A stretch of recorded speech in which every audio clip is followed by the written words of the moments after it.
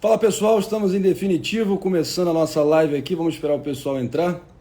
Um minutinho antes aí para o pessoal começar a entrar e participar da nossa live. Muito em breve, alguns segundos aí para a gente receber o craque professor Reniose Cuquier, talvez o homem mais requisitado aí nos últimos dias. E sorte a minha que eu tive a antevisão de marcar nessa agenda frenética dele. De antemão, semana passada, acionei ele e por acaso, infelizmente, coincidiu com a entrada em definitivo das tropas russas que estão tocando o terror na Ucrânia. Mas vamos ouvir do homem e vou já procurar ele aqui para convocar ele para participar. Espera lá. Vamos só rapidinho. Vamos convocar ele aqui. Estou só procurando ele.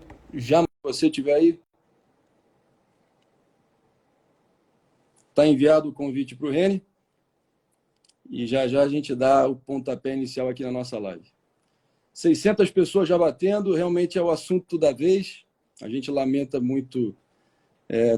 Está tendo pela primeira vez na nossa geração ter que lidar com um conflito dessa proporção, sem justificativa, sem provocação de antemão, e tudo a partir dos desígnios doentios de um tirano, que é o que o Putin é e está se revelando cada vez mais. De qualquer forma, a gente vai esperando aqui o Reni aparecer. Já enviei o convite e estamos no aguardo do Reni.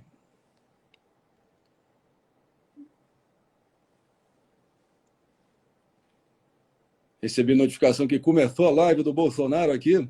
Não comentou nada ainda. Vamos esperar para ver o que é a merda que eu vou falar. Reni não está conseguindo participar. Vamos aqui de novo. Tem as perguntas, o pessoal mandando perguntas. Deixa eu só ver. Cadê o Reni? Tentar novamente aqui. Reni, enviei o convite novamente para você. Impressionante que sempre dá esses problemas no RH, mas a gente vai aqui no Somebody Love esperando a hora certa para o Reni entrar também. Então, deixa eu ver. Foi mal, pessoal. Últimos detalhes.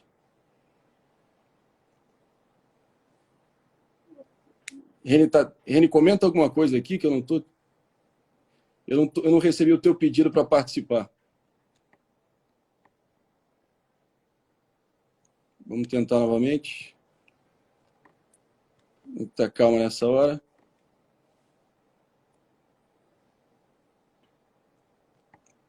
Cadê você, professor? Mandei o convite pela terceira vez. Deve estar dando alguma inconsistência aí. Opa, agora sim. Vamos lá. Olha o homem. Deixa eu ver aqui.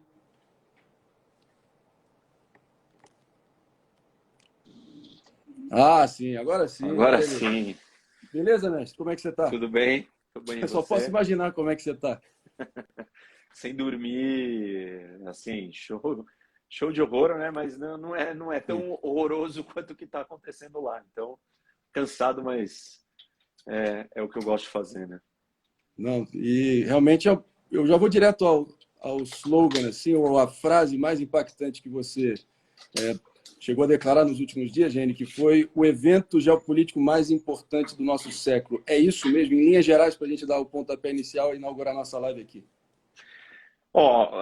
André, pensa assim, o século XXI ele começa em 2001 e o grande evento de política internacional do início do século foi o 11 de setembro. Eu entendo que esse episódio, essa invasão, é maior e mais séria e mais importante do que a guerra ao terror, do que o 11 de setembro. Claro que o 11 de setembro é chocante, ninguém estava esperando, ninguém esperava aviões serem usados como armas contra civis nos Estados Unidos, em território americano. Aquela cena, aquilo parece um filme. Você não imagina que uma organização terrorista, que um bando de pequenos terroristas na montanha, na caverna no Afeganistão consegue planejar aquilo. Tudo isso é chocante, tudo isso é assustador, mas aquilo não era uma ameaça existencial. Por quê? Uma organização terrorista, a não ser que ela tivesse acesso a armas nucleares, ela não tem o poder de causar uma destruição no planeta inteiro, existencial. O que nós estamos tratando hoje é a maior potência nuclear, a potência com o maior arsenal nuclear do mundo, que é a Rússia, invadindo o maior país da Europa, com uma população de 40 milhões. Isso não acontece desde a Segunda Guerra Mundial. Ah, mas não teve guerra entre países grandes? Teve os Estados Unidos no Vietnã, países grandes interferindo ou intervindo ou guerrilhando com países pequenos. Não desse tamanho, dessa proporção, sem assim um motivo aparente e uma invasão de escala total, massificada, para você dominar. Isso altera as bases, André, da estrutura do mundo. O mundo está organizado de A gente está vendo isso. assim, e aí talvez coisas que nem todo mundo tenha isso com clareza, mas respeitar fronteiras, soberania, território, um país é autônomo, isso tudo foi quebrado hoje. Isso está sendo quebrado. A gente abre um novo capítulo nas relações internacionais, na política internacional, abrindo caminhos para precedentes muito perigosos. A China, e provavelmente a gente vai falar disso em algum momento aqui hoje, mas a China ela tá mais ousada depois de hoje. Ela acha que é possível, que é aceitável, que podemos considerar a ideia de tomar Taiwan. O que outros países acham, né? Qual vai ser o comportamento daqui para frente? O que acontece com a Europa? O que acontece com os Estados Unidos? Isso mexe em muito mais coisa. A ameaça e o problema é muito maior. Não, sem dúvida. Eu sei que a tua agenda está frenética aqui. Por acaso a gente infelizmente, teve a sorte de ter o seu momento fortuito aí pela importância do que está acontecendo e no time. Acho que você devia desativar o chat aqui, que tem muita... Eu não consigo nem ver aqui. Deixa eu só verificar aqui como é que eu faço isso. Você clica ali no... Ah, tá. Desativar comentários. Espera aí. Boa. Show de bola. Bom, saiu aí para você também? Para mim, não. Estranho. Será que sou eu que tenho que desativar? Acho que sim, né? Ah, não. Saiu. Bom, agora vamos que vamos. Bom, posto isso, eu acho que antes da gente esmiuçar, você já fez um apanhado aí, em linhas gerais, de tudo que está acontecendo, tudo que está posto. Eu acho fundamental a gente tentar acessar e deliberar juntos aqui um pouco sobre a psicologia por trás do homem, que está realmente levando a fio todo esse terror, todo esse momento de conflagração que a gente está vendo, que é o presidente russo, Vladimir Putin. E ele era um agente da KGB no leste de Berlim, e ele viu, daquele ponto de vista dele, o desmoronamento do Império Soviético, e ele descreveu aquilo como a maior tragédia do século. E você sempre viu nele os desígnios dele, a vontade dele, um revanchismo de recuperar o prestígio do Império Soviético que havia sido desmantelado. E hoje em dia a Rússia conta com apenas 75% do território antigo e 140 milhões de pessoas a menos do que ela tinha na sua Constituição original. Vamos tentar entender por que essa vontade assim, quase que insaciável, porque o apetite de um tirano é insaciável. E como você bem disse, quando esses tiranos conseguem farejar fraqueza e sangue na água de longe, e eles aproveitam esse momento de instabilidade, de temor, para poder avançar nesses seus planos expansionistas, psicóticos, doa quem doer. E a gente está vendo as consequências disso hoje. Então, Vladimir Putin, o que passa na cabeça desse homem? Olha, tem vários elementos, e óbvio, né, que nós estamos tentando juntar comportamento, o manual de ser um ditador, um pouco da história russa que ele carrega com ele, a herança cultural, a herança histórica. Então, eu vou tentar combinar um monte dessas coisas aqui. Acho que um pouco disso você colocou muito bem. Ele é um ditador autoritário, e ditadores autoritários seguem uma cartilha. É uma cartilha de repressão, de controle, de manutenção do poder a qualquer custo. E esse poder ele precisa ser não só mantido internamente, mas às vezes, para que ele seja mantido internamente, ele precisa expandir para fora. Ele precisa sair, ele precisa criar inimigos externos para tirar a atenção dos seus fracassos internos. Então, essa é uma dinâmica comum com esse perfil de pessoa. A gente tem que levar em consideração que o Putin ele é um cara, um estrategista. Eu considero ele alguém que lê o cenário, a política internacional, o jogo de poder, e isso é importante. Política internacional, André... É o long game, né? Ele está 20 anos esperando esse momento. E é um jogo de poder muito mais forte, né? do que, às vezes, outros níveis de política. A política internacional, o poder vale muito mais. Por quê?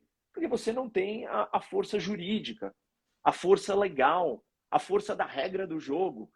A regra do jogo vale menos porque você não tem enforcement, né? O meio de aplicar a regra do jogo, você não tem constituição, você não tem regras claras estabelecidas no jogo, e aí o poder vale mais. Então, é um jogo de poder num nível mais elevado de todos. E por ele ser um estrategista, por ele ser uma figura, um ex-agente de inteligência, de espionagem e tal, ele tem essa visão mais longa, mais longo prazo. Tudo que ele está construindo hoje, ele planejou muito bem, ele pensou, ele imaginou os cenários, ele desenhou. E esse é um. Inclusive, eu acho que, focado especificamente agora nesse momento, eu acho que ele até já precificou, antes de fazer o avanço das tropas, o efeito que possíveis sanções, como o Biden anunciou, poderia já ter em cima da economia. Então, ele foi já, provavelmente, eu queria ouvir de você a tua opinião, já meio que já tendo encaixado internamente qual seria o impacto para ele. Por isso que ele está tão destemido indo em frente, não é? Ele não só fez esse exercício, como ele se preparou. Então, algumas Sim. coisas que ele fez. Ele acumulou mais reservas. A Rússia tem a quarta maior reserva de ativos aí financeiros para uma situação de crise, para um problema. Ele se livrou dos dólares nessa reserva. Ele saberia que isso seria um problema, uma vez que ele vai entrar num confronto e sanções econômicas virão do sistema financeiro americano. Então, ele diminuiu do seu portfólio ali os dólares. Outras coisas, ele acumulou ouro. Ele arrumou novos clientes, novos parceiros comerciais. A China é um deles, onde ele vai diminuir o impacto do que pode acontecer. Tem alguns pontos específicos, agora que o Biden veio ao público e soltou quais são as sanções, que eu acho que ele não esperava. Mas, assim, também, enfim, ele está bem preparado, né? Você nunca está blindado, você não está perfeito, totalmente seguro. Mas ele está, diria, 80%, 90% aí disso ele já esperava. Acho que tem um jogo que é mais arriscado, que é uma área que ele é mais vulnerável, que é a questão do gás e do petróleo.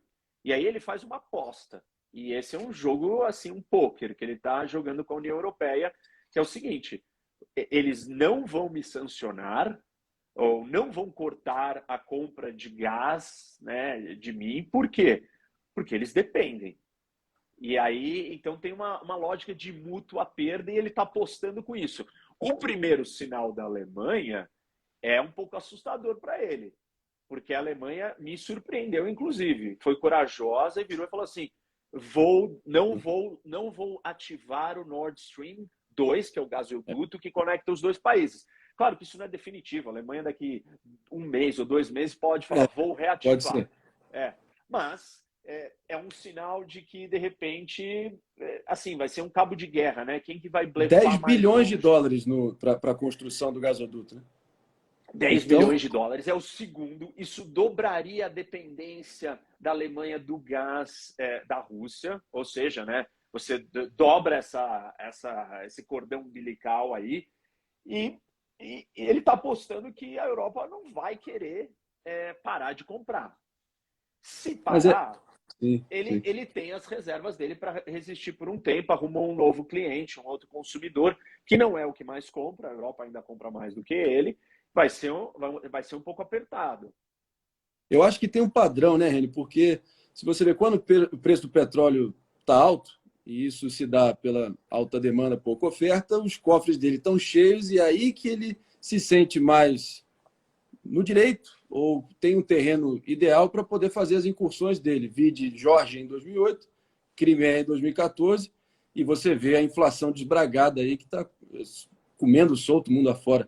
E então ele tem essa paciência, né? Inclusive no livro Guerra e Paz do Tolstói, ele descreve sobre os avanços das tropas napoleônicas dentro da Rússia, e o general Kutuzov, ele dizia assim: tempo e paciência, paciência e tempo.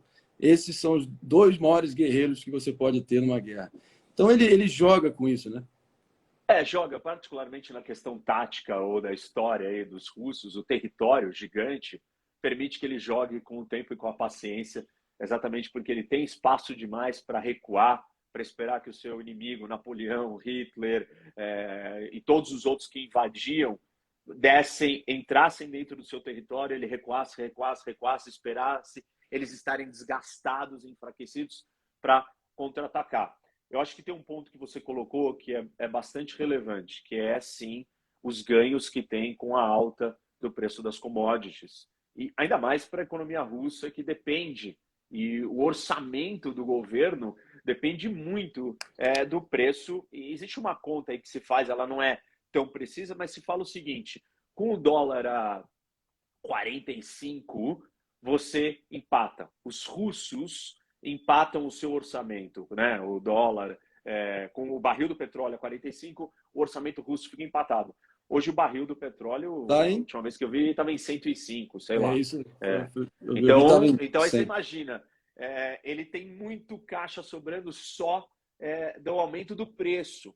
Se ele perder algum cliente, isso de certa forma é compensado com o valor do barril do petróleo, enfim, da commodity, que vai compensar um pouco. Então, existe esse elemento também que ele pensou e se preparou. Eu acho que tem uma outra lógica que o Ocidente tem dificuldade. Eu passei, sei lá, 3 semanas falando sobre isso e alertando e dizendo que o Putin está se preparando para atacar. O Putin, ele joga um jogo de percepção e esse Duplo. jogo de poder entendendo melhor. E a lógica do que é custo-benefício para ele não é a mesma de uma democracia. Ele não tem que se preocupar se ele vai ser reeleito ou não. Ah, claro, ele tem que se preocupar com protesto na rua. Até tem, mas ele tem sempre a carta na manga de usar a força bruta e prender todo mundo, ou assassinar seus rivais, ou envenenar os seus opositores, ou o que quer que seja, que uma democracia não tem. Então, na lógica do Macron, do Olaf ou do Biden, não faz sentido. Por que vai invadir? Isso não é popular. Ele não se preocupa com isso. E as pessoas aqui que vivem em democracia têm dificuldade de entender, mas como? Mas por que fazer uma guerra? Eu estou falando há 3 semanas, poderia estar errado, mas a minha leitura era de que haveria um confronto. Eu não sabia a escala nem o tamanho, e tenho repetido isso todo mundo. Imagina, você está louco, não vai acontecer nada. Não é que aconteceu na Mas escala maior de todas. é exatamente essa postura apaziguadora de você, sabe, ir alimentando o crocodilo esperando ser o último a ser devorado, como diria esse cidadão aqui atrás, que isso fatalmente sempre tem o mesmo fim, né? O apetite do tirano é insaciável por natureza. Mas outra tendência que eu vejo, assim, quase como se fosse um princípio lógico, se você analisar a trajetória do Putin e as ações dele nos últimos anos. O segundo ponto, além de, obviamente, quando os cofres dele estão cheios pelas receitas do petróleo, ele se sente mais no direito e com condições de avançar. O segundo é que, quando os Estados Unidos aumentam o orçamento de defesa, o orçamento militar, promovem a deterrence, né, a deterrência, que é a estratégia da política externa americana, os inimigos como Putin geralmente fazem uma pausa. Foi o caso entre 2017 e 2020, no governo Trump. Sem entrar em personalismo aqui, dizer que foi o Trump que causou isso, que conseguiu criar isso. Óbvio que tem vários fatores envolvidos, mas, de fato, é muito tentador, Reni. É quase impossível você não olhar para o presidente americano bombástico, que acabou de sair há pouco tempo do governo. Pouco não, já parece uma eternidade, dada a quantidade de eventos de proporções tectônicas que tem rolado mundo afora.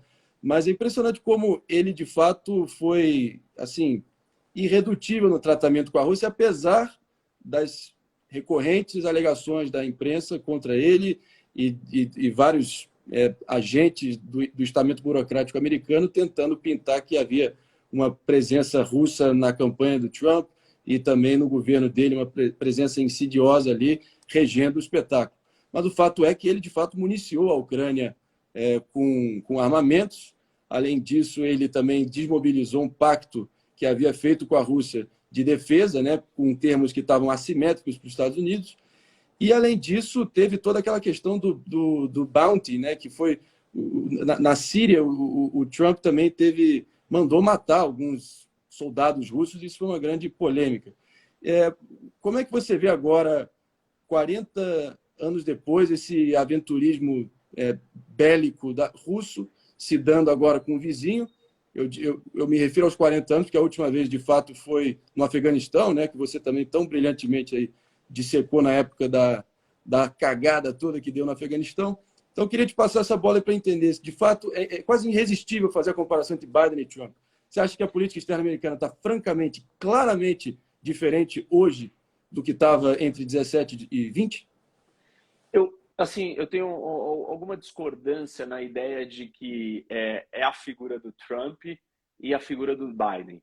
Sim. Eu gosto da distinção da análise de alguém mais forte, assertivo e duro, e alguém mais apaziguador, que projeta uma imagem mais fraca. Eu acho que esses são os elementos que nós temos que enxergar e procurar entender na comparação de política externa de certas lideranças do mundo democrático, lidando com esse tipo de figuras como Putin, Xi Jinping, Irã, Coreia do Norte, enfim, vários dessas ditaduras fechadas, ambiciosas e sanguinárias.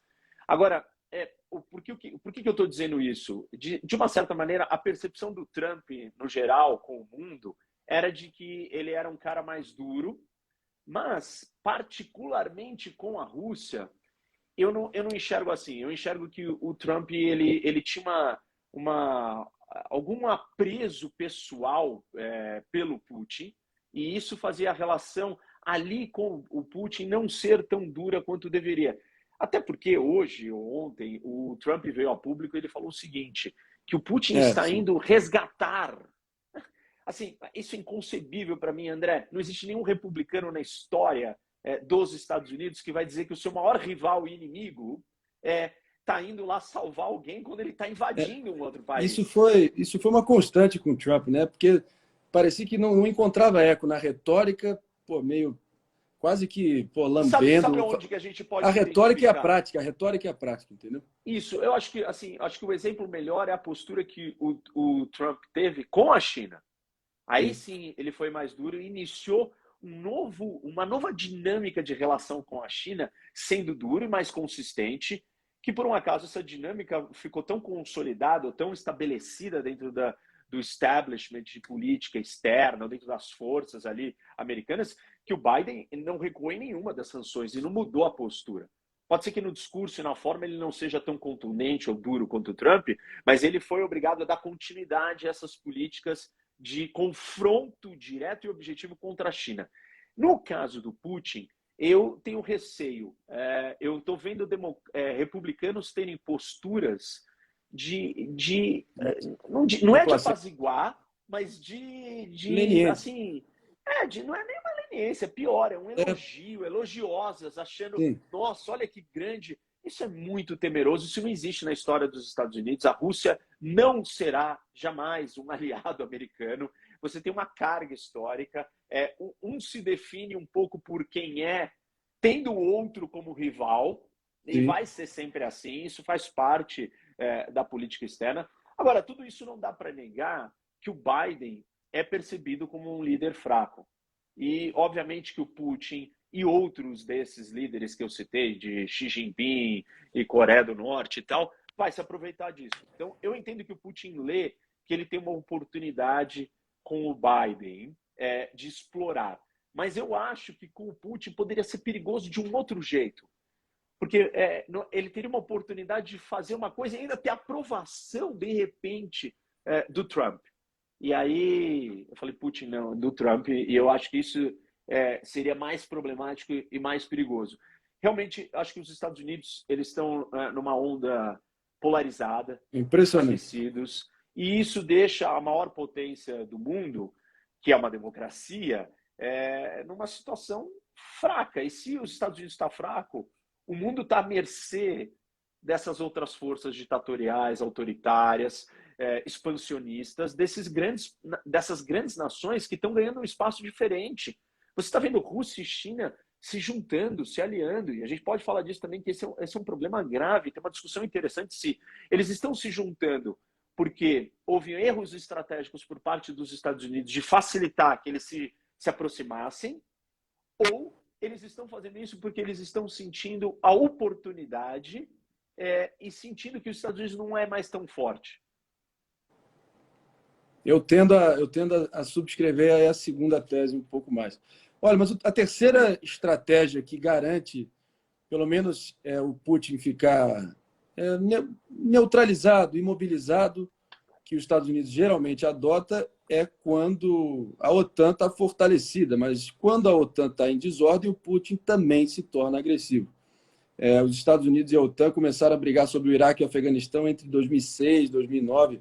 O próprio Obama estava dizendo que os membros da OTAN estavam pegando carona no orçamento e que não cumpriam a sua obrigação orçamentária de 2% do seu orçamento para poder inserir e contribuir com o aparato da OTAN. E até na época a Alemanha e a Turquia se tornaram até mais beligerantes e anti-americanas no trato com o próprio Obama. Mas, em contraste, em 2020, por mais que o Trump fosse impopular, aqueles dignitários, presidentes, primeiros ministros da OTAN, torciam o nariz para quem é esse intruso aqui na nossa organização. Ele fez, realmente, ele conseguiu um investimento considerável de mais 100 bilhões de dólares a mais em defesa de todos esses membros integrantes da OTAN, e assim cumprindo as suas metas e obrigações.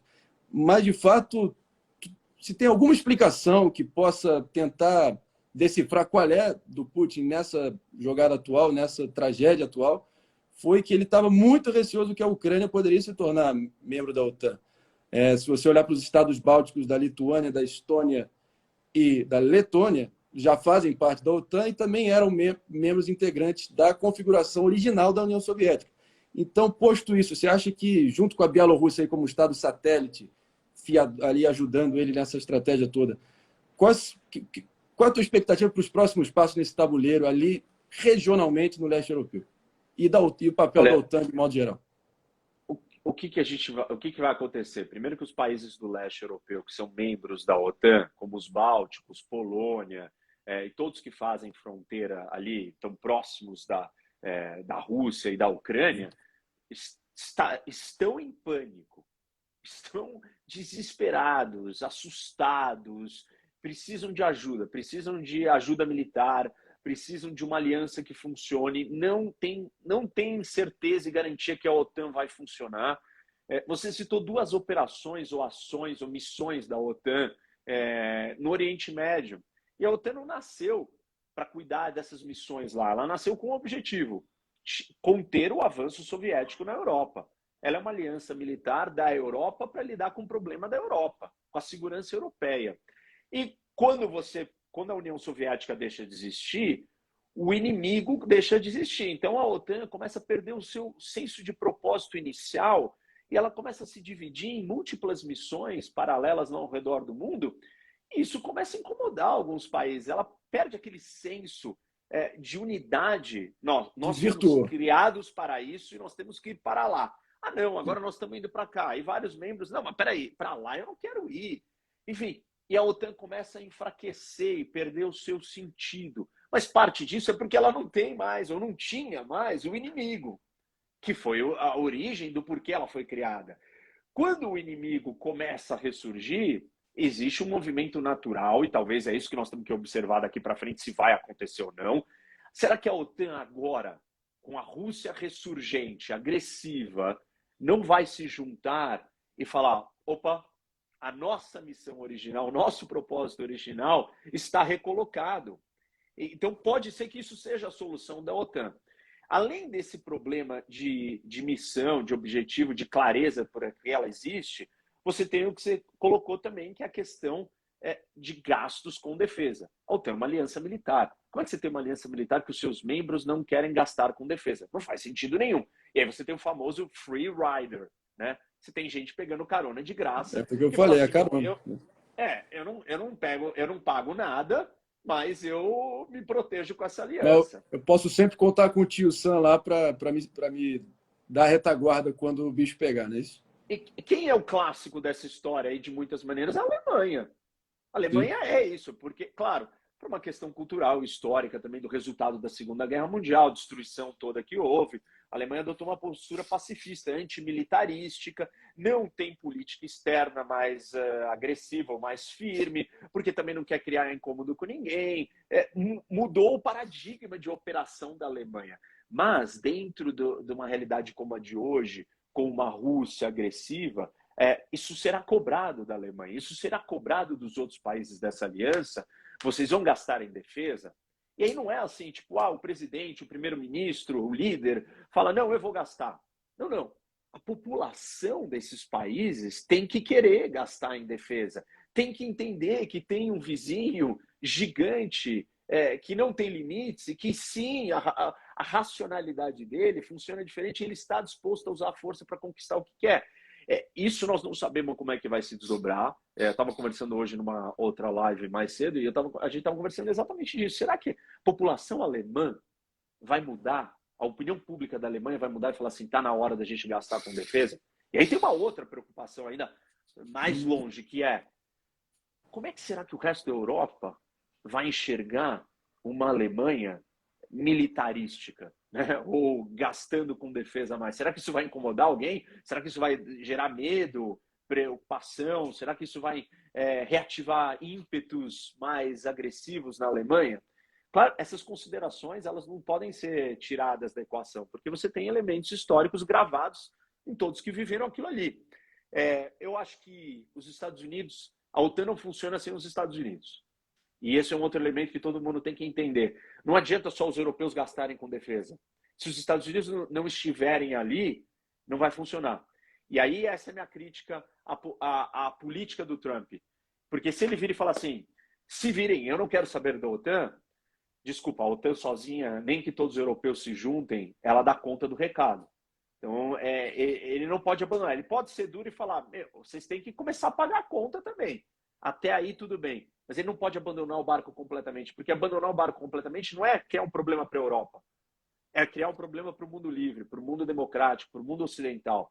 Porque os Estados Unidos cada vez mais se vê numa situação onde ele está sozinho, tendo que segurar ou contrapor múltiplas ameaças que vêm de todos os lados, e não são de todos os lados como antigamente, né? A União Soviética daquele jeito. Não, agora você tem uma China com uma economia gigantesca, forte, pujante, um exército forte, uma Rússia reassertiva, com um líder forte, estratégico, um Irã, uma Coreia. Você tem vários problemas juntos. E não dá só para os Estados Unidos encarar tudo isso sozinho. Ele precisa da União Europeia.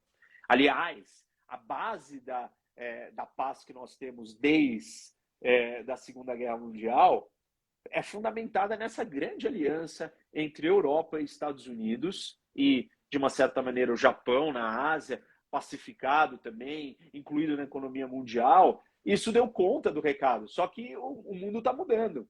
E não é só suficiente ficar daquele jeito. Os europeus, não, a gente já se destruiu, não queremos mais gastar com defesa, esse problema não é nosso, se vira aí sozinho, Estados Unidos, não vai dar. Porque a opinião pública nos Estados Unidos também não aceita isso mais.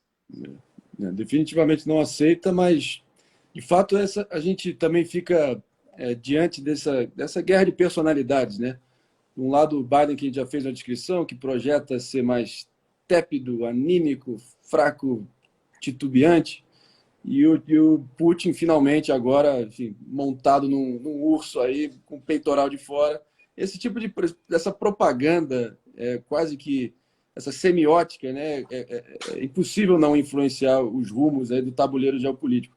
Mas eu queria te perguntar também, porque o Biden chegou a rotular o Putin como não só um bully, né? O equivalente a um valentão, mas valentão tem uma coisa meio... não tem o mesmo peso, né? Um bully, de fato, é um agressor e um assassino. Ele falou, he's a thug, he's really a thug, I gotta tell you. Chamou, disse que usou essa palavra. Então, realmente, o Putin também não nasceu ontem, ele vem de longe e você acha que ele é capaz de entubar esse tipo de provocação, tudo para seguir ali nos trilhos e rumo ao objetivo maior dele? Você acha que ele está... ele realmente... Você mencionou a China, então já vamos trazer ela para a discussão. Você acha que ele está...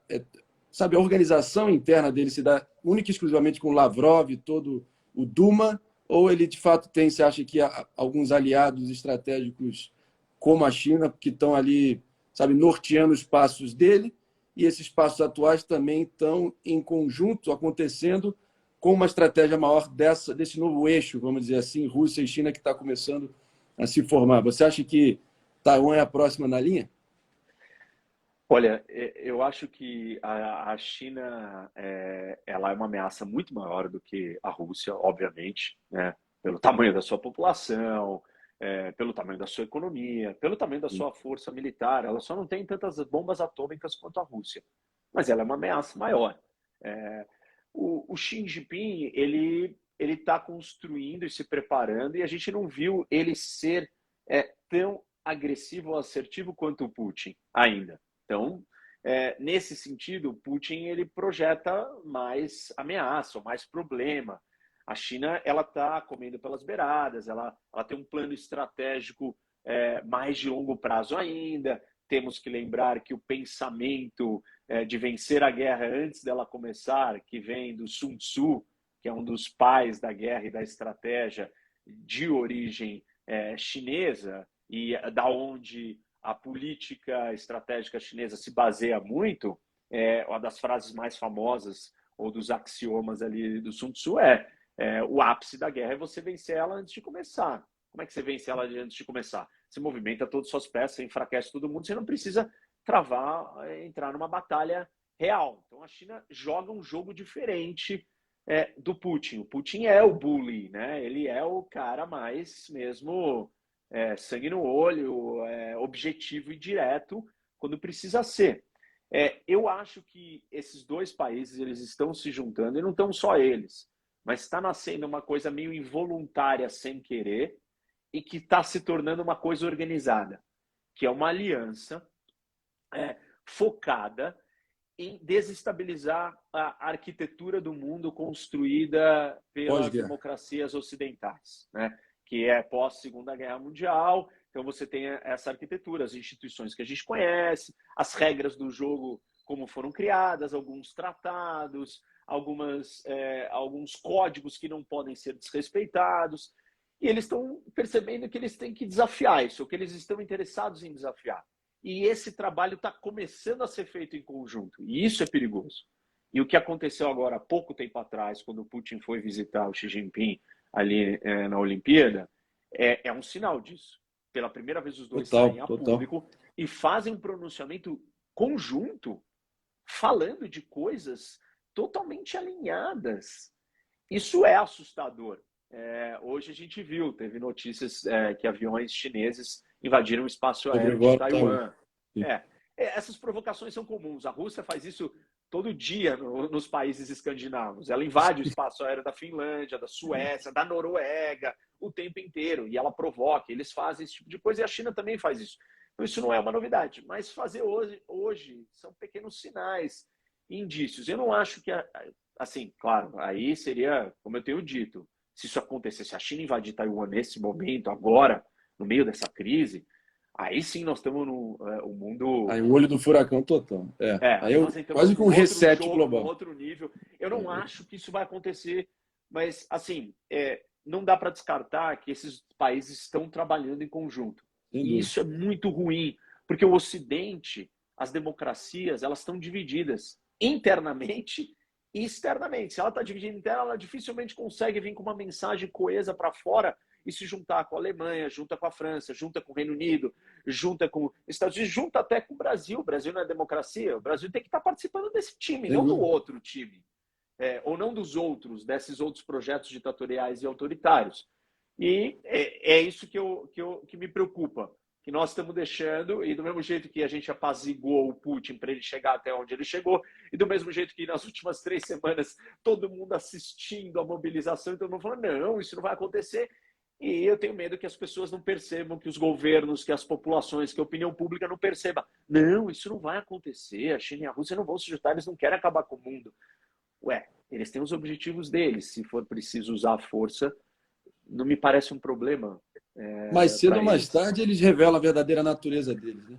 A fábula do escorpião, né? Invariavelmente, é isso. Invariavelmente, a China vai tentar capturar Taiwan à força. Essa é a minha leitura. Não acho que é essa semana.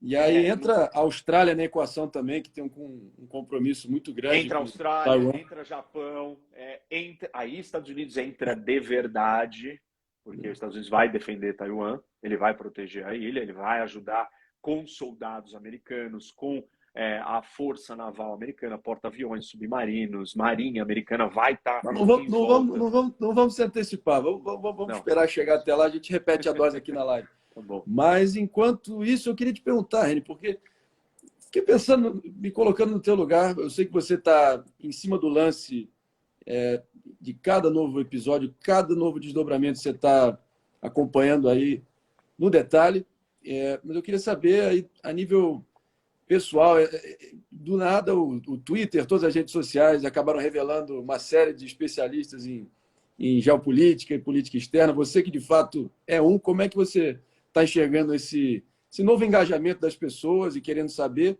e aproveitar não só a nível pessoal e também como o debate está sendo estimulado e engajando cada vez mais pessoas para se informarem, estarem por dentro. Eu acho isso fundamental. Que você também ampliasse para uma análise das ramificações que pode ter aqui para nós no Brasil, especialmente após o Bolsonaro ter feito uma visita ao prezado Putin há pouco tempo atrás, aí, tá ok? Qual é a consequência da minha viagem para lá? Diz aí, Cariacá. Vamos começar pela parte da geopolítica. E Vamos obviamente lá. Que esse nome, né, geopolítica, já não é um nome fácil, não é uma coisa acessível, e eu fico muito satisfeito, porque enfim, eu tenho uma carreira internacional, trabalhei com isso, vivi, respiro isso, sou professor desse assunto, e comecei a trazer esse conteúdo para as pessoas, ensinar, explicar, trazer informação, educação, tentar mostrar o mundo, fazer as pessoas enxergarem o mundo de um jeito diferente. Curioso, interessante. E assim, as minhas redes, meu canal no YouTube, as aulas, as pessoas adoram e chegam até mim, nossa, eu não conhecia geopolítica, eu quero estudar geopolítica, eu quero trabalhar com geopolítica, eu amo geopolítica. E eu fico muito satisfeito, porque eu entendo que aqui no Brasil a gente tem uma consciência e uma informação e uma formação política, não técnica, né? Mas o nosso entendimento de política é muito ruim. Política externa ou política internacional, menos ainda.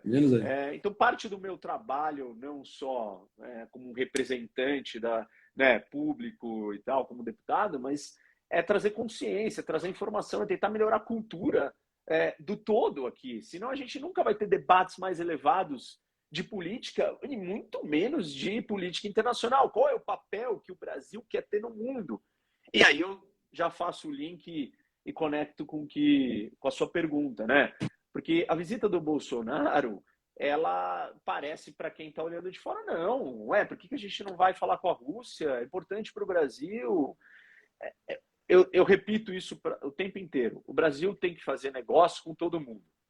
A gente não existe. Não pode se dar esse luxo. Sim. Não tem como se dar esse luxo. Ninguém se dá. Né? Nem os americanos, nem o europeu, ninguém. Porque não é assim que funciona. Então, você não vai ficar julgando e criar lista de critérios com quem que você faz negócio, com quem que você comercializa. Claro, existem situações extremas que têm que ser levadas em consideração. Estamos falando de um genocida, um cara matando todo mundo. Você não quer estar associado com aquilo e não precisa.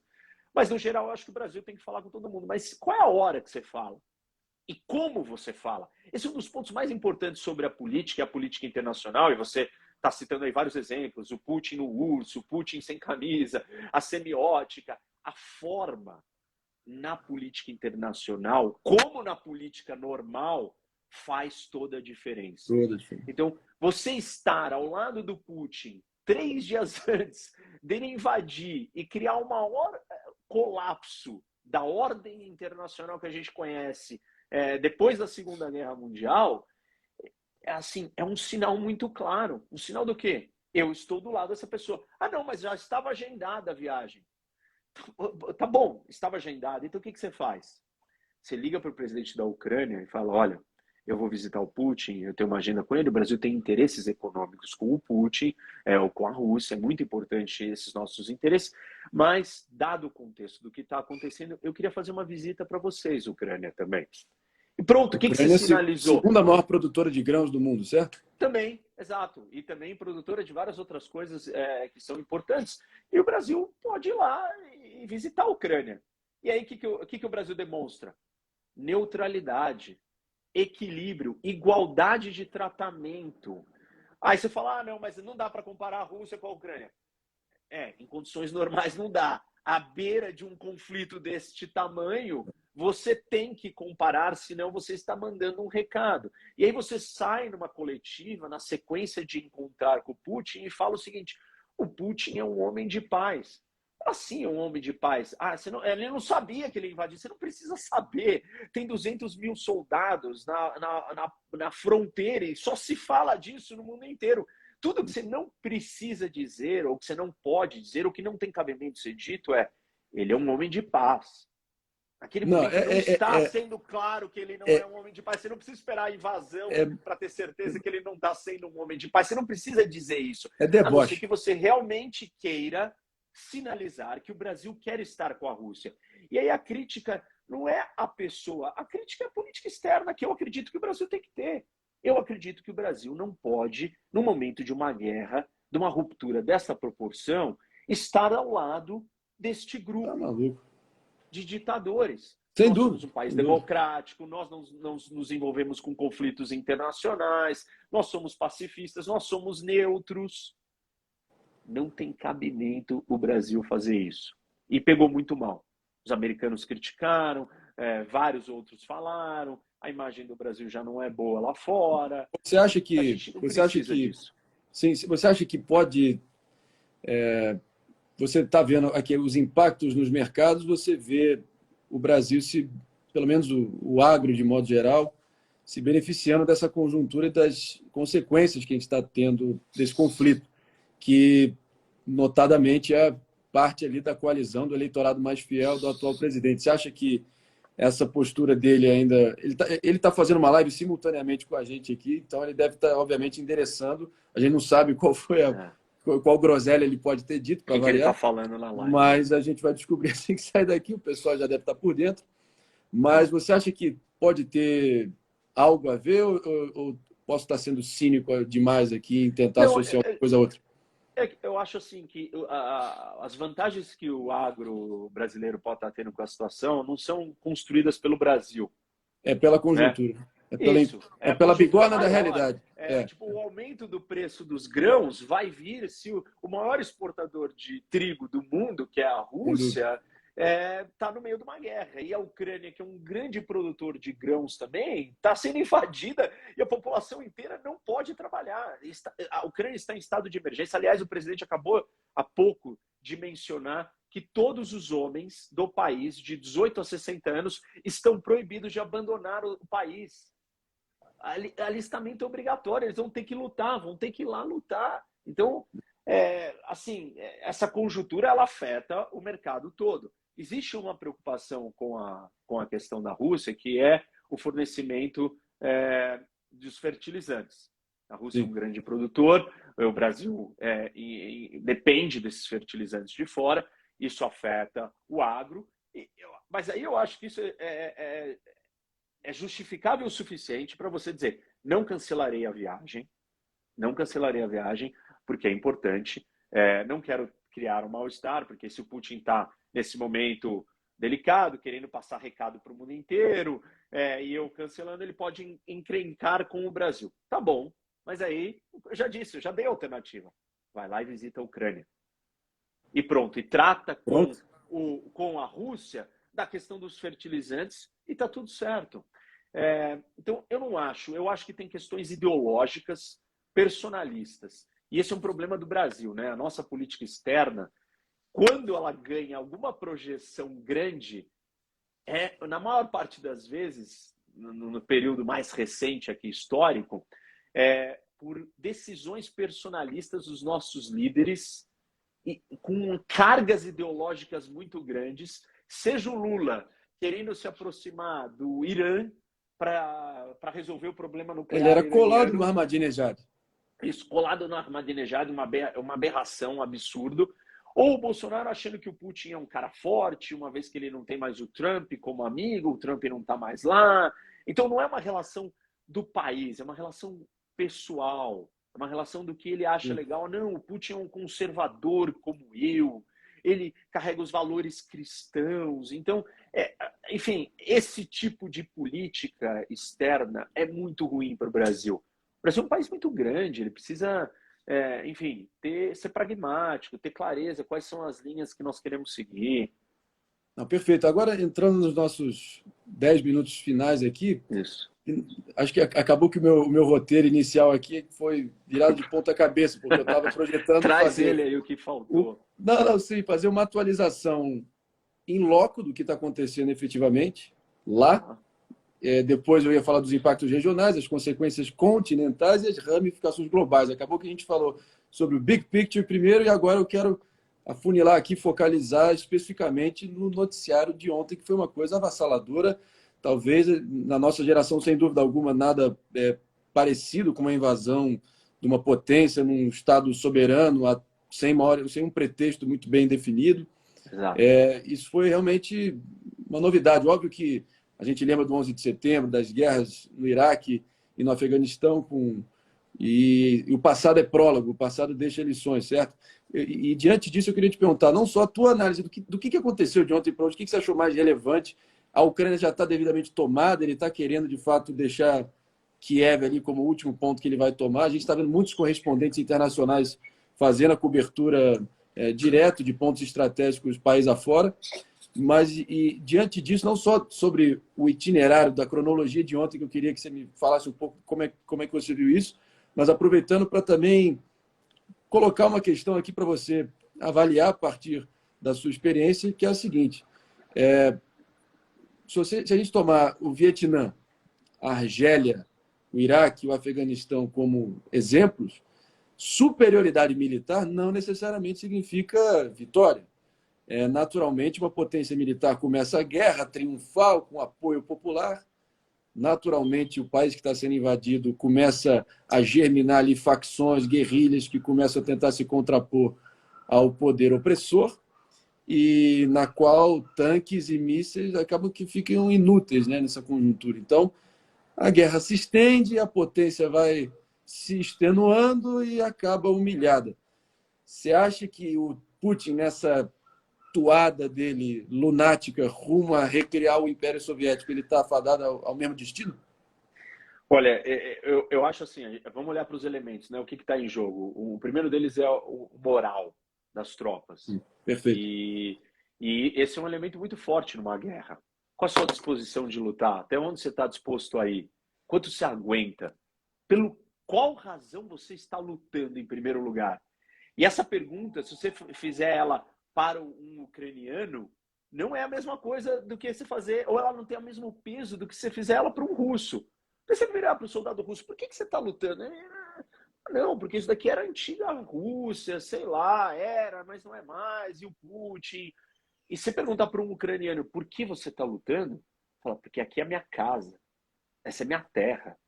Então, a disposição de combate desses, mesmo que sejam inferiores, é muito superior à dos russos. Esse é um elemento que joga a favor dos ucranianos. E nós não conseguimos medir ele ainda, porque nós temos menos de 24 horas de ofensiva militar.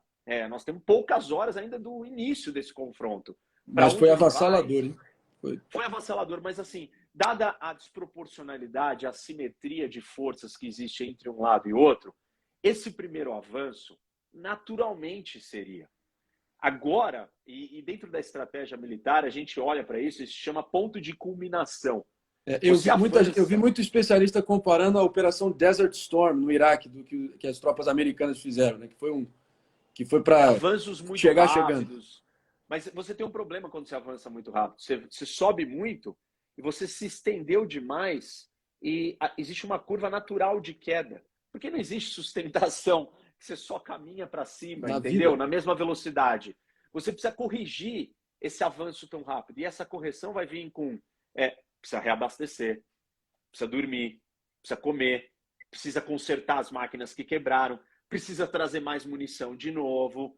Quando você faz tudo isso, aí é a hora da defesa contra-atacar, responder. Então, mas eu não acho que a gente chegou sequer nesse ponto de combinação, porque apesar do que pareceu, né, e de todas as cenas que a gente assiste, a gente não está assistindo muitas cenas do lado de trás, né? Do lado da Ucrânia. A gente está vendo o avanço russo com força total. Os russos ainda não chegaram dentro das cidades. Agora, nesse momento, agora que a gente está falando, a gente tem avanços mais fortes em torno das duas maiores cidades, que é Kiev, principalmente Kharkiv, né? E Kharkiv, os bombardeios estão se intensificando, estão nos subúrbios, quase chegando mesmo na cidade, está muito mais pesada. Tem uma concentração de forças muito grande no oeste, quase na fronteira com a Polônia. Não sabemos o que significa isso. O Putin já deu um recado e um sinal antes, dizendo assim: vocês não vão esquecer jamais do que está por vir, algo nessa linha assim. Ou seja, tem algo no ar aí que a gente não sabe até onde ele vai, em primeiro lugar, né? E depois ainda não começou a parte de resistência, porque se ele quiser derrubar as cidades, ele vai ter que entrar na cidade. Se ele não entrar na cidade, não adianta ele derrubar o governo e não ficar lá. E quando ele ficar lá dentro para proteger o novo governo que ele colocou, vai ter contra-ataque. E aí, esse contra-ataque é sobre o que estão lutando. Eu li recentemente um dado interessante, uma informação muito legal ligada com isso que eu estou falando, são os grandes bilionários ucranianos que no primeiro momento entraram nos seus aviões, nos seus jatinhos e fugiram. Só que aí eles falaram assim: não, peraí, mas tudo que eu tenho, meus negócios, minha terra, meu dinheiro, tá lá. E aí eles estão voltando. E falando: não, eu vou ter que lutar, eu vou ter que ajudar o país, porque o meu interesse é esse, mesmo divergindo do presidente da Ucrânia. Mesmo tendo divergências, eles estão retornando e falando: bom, a única coisa que a gente tem em comum é um inimigo comum. É o Putin. Então, eu não sei, nós temos que ficar atento, assistir. Os últimos desdobramentos são esses. Agora, a parte do conflito pode ficar mais sangrento, muito mais violento, se entrar nas áreas urbanas. E a gente pode começar a assistir se todo esse avanço russo se sustenta. Se ele consolida esses ganhos que ele conseguiu até agora. Tem um outro aeroporto ali perto de Odessa, né, que é uma cidade ao sul, que os ucranianos recuperaram o aeroporto. Então, isso nas últimas horas? Isso, agora, recente. Boa. Então, vamos olhar, vamos observar, né? Esse estado de emergência onde que todos os homens não podem mais sair do país, são obrigados a alistamento obrigatório. Nós estamos entrando num outro nível do conflito, em algumas outras fases. Isso vai durar mais tempo. A gente tem que prestar atenção e ir observando. Eu acho que esses são indícios para a gente medir a questão do moral e a questão da consolidação dos avanços e dos objetivos russos, que nós ainda não sabemos quais são. A gente não sabe até onde o Putin quer ir e o que ele realmente está planejando. Não, sem dúvida alguma. Agora, eu queria, já partindo para a nossa conclusão aqui, que você desse, enfim, opinasse e comentasse, porque a estratégia de comunicação da Ucrânia junto ao mundo está sendo inédita, na minha opinião. Eu nunca vi ter um Twitter oficial, perfil verificado, que está se utilizando de memes, de cartoons políticos que sempre exerceram um papel muito importante no consciente coletivo dos povos envolvidos em conflitos nos anais da história, né? Isso é uma tradição. Você estudar na aula de história cartoons políticos históricos, né? E de fato, o presidente da Ucrânia, o Volodymyr Zelensky, é um antigo comediante.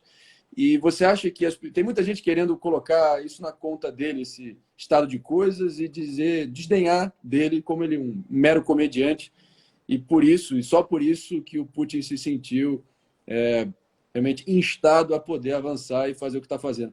Você acha qual é a parcela de culpa do governo ucraniano atual? E também mencionar aqui que o Putin disse, também já naquela retórica absolutamente hiperbólica, até na minha opinião, de caracterizar que a Ucrânia é um recinto para neonazistas. Tudo bem que até tem um termo recente na ciência política, né, Remy, da ucranização da política, que é você pegar o político e tacar na lata de lixo e tratar como um rato, né? E queria te perguntar sobre essa questão do governo atual, da tática de comunicação através dessa forma lúdica, né, se isso está surtindo algum efeito para a conscientização global sobre o pleito ucraniano e essa caracterização do Putin sobre supostos neonazistas no seio da sociedade ucraniana. O que você acha? Para a gente já finalizar aqui.